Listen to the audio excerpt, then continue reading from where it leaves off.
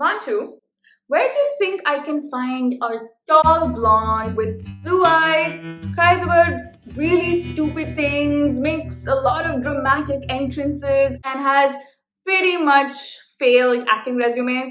That's such a tough list to go through. But why don't you try the Oppenheim group on Sunset Boulevard?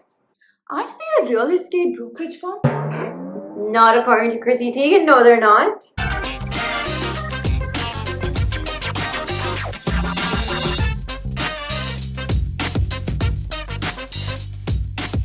Hello, you fellow binge watchers. Welcome back to our channel. This is episode 2, and today we're going to be reviewing on Netflix's overly hyped yet oddly trending reality show, Selling Sunset.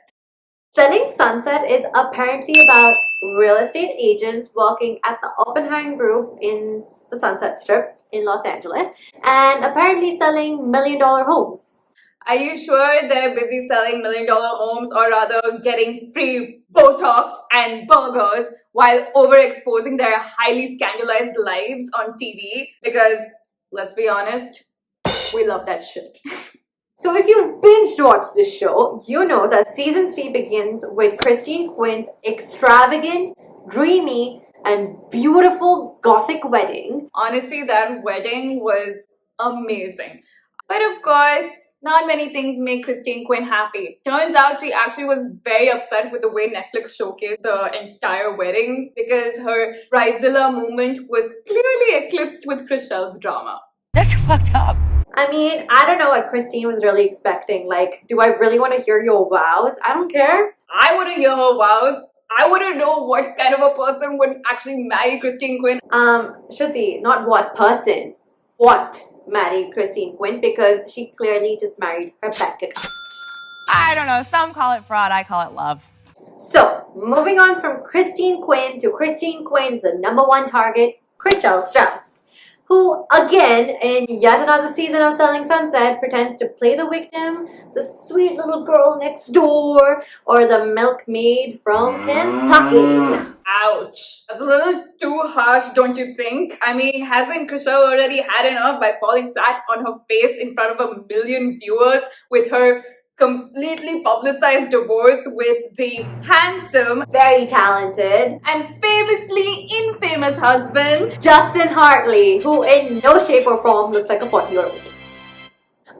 Can we talk about Davina for a minute and how it was so rude of her to like bring all of this divorce situation up and be like, We don't know any details of anything.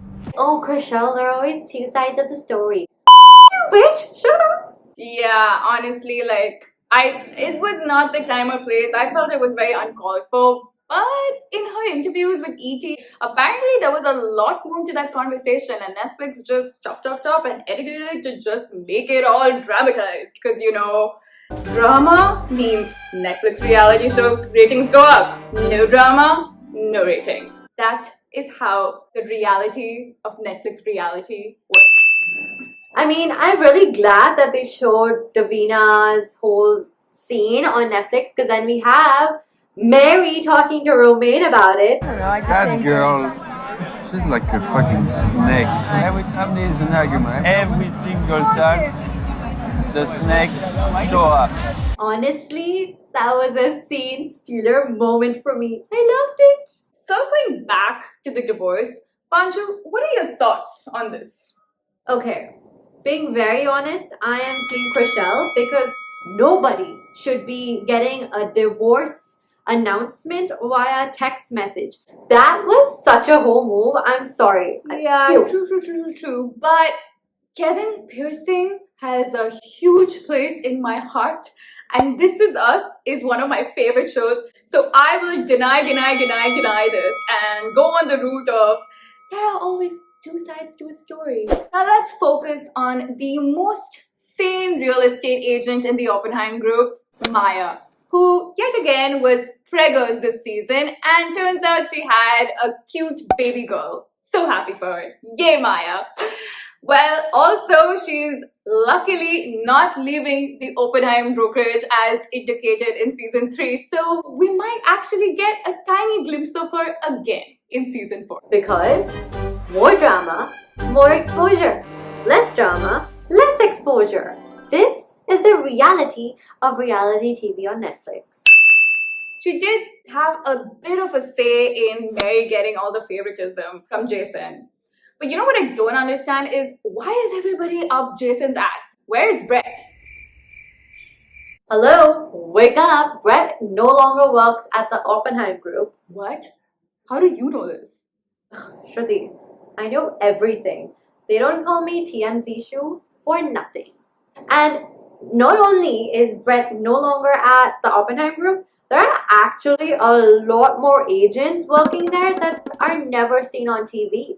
By the way, Heather was also in season 3 somewhere, floating around. But apparently in season 4, Tarek Al-Musa makes his entry. Maybe now Heather can have a more steamy role in the next season of Selling Sunset because...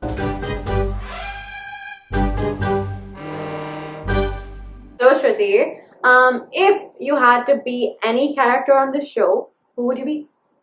I think I'm gonna be like a Mansa. I am always late.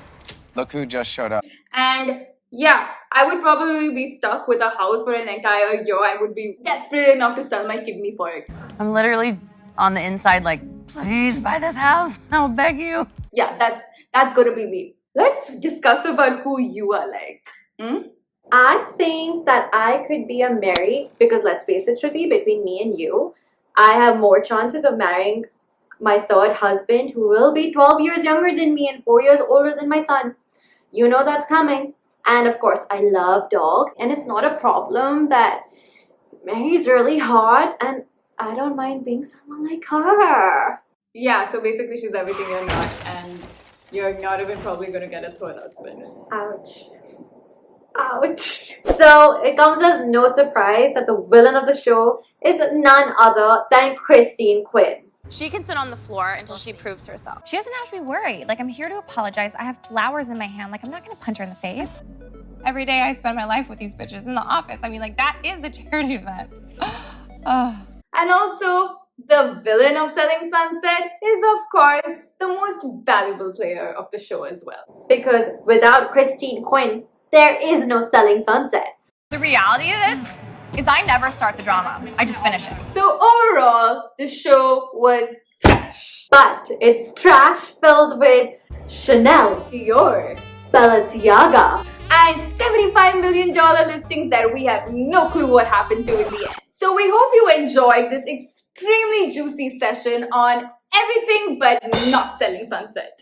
Please show us some love and like, subscribe, comment on our YouTube channel. Follow us on our Instagram page and stay tuned for our brand new episode coming out next week only on Post Show Real Talk. Ugh.